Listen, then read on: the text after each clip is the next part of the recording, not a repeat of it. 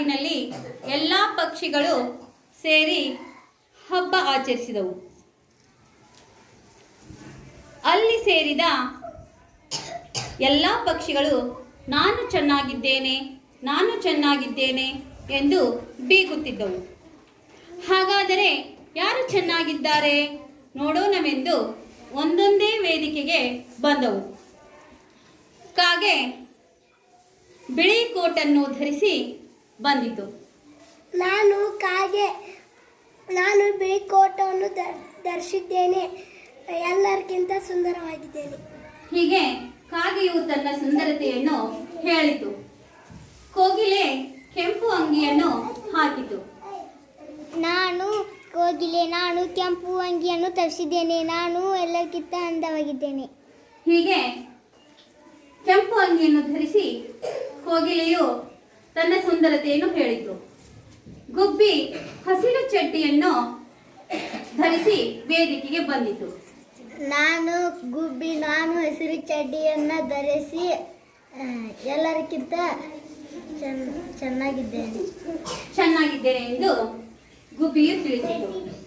ಗಿಳಿಯು ಕೆಂಪು ಕುಪ್ಪಸವನ್ನು ಧರಿಸಿ ವೇದಿಕೆಗೆ ಬಂದಿತು. ನಾನು ಕೆಂಪು ಕುಪ್ಪಸವನ್ನು ಧರಿಸಿ ನಾನು ಎಲ್ಲರಿಗಿಂತ ಚೆನ್ನಾಗಿದ್ದೇನೆ.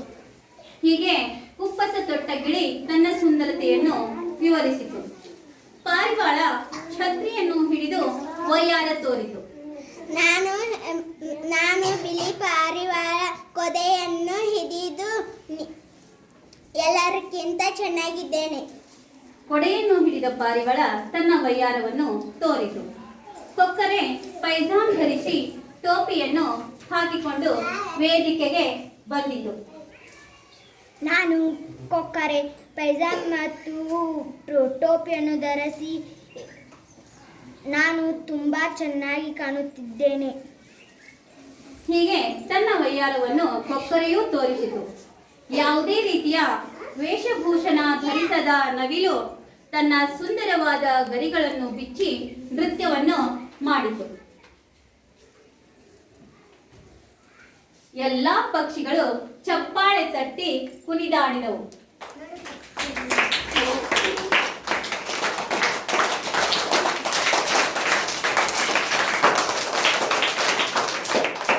ನವಿಲೇ ಸುಂದರ ಎಂದು ಘೋಷಿಸಿ ಬಹುಮಾನ ಕೊಟ್ಟವು.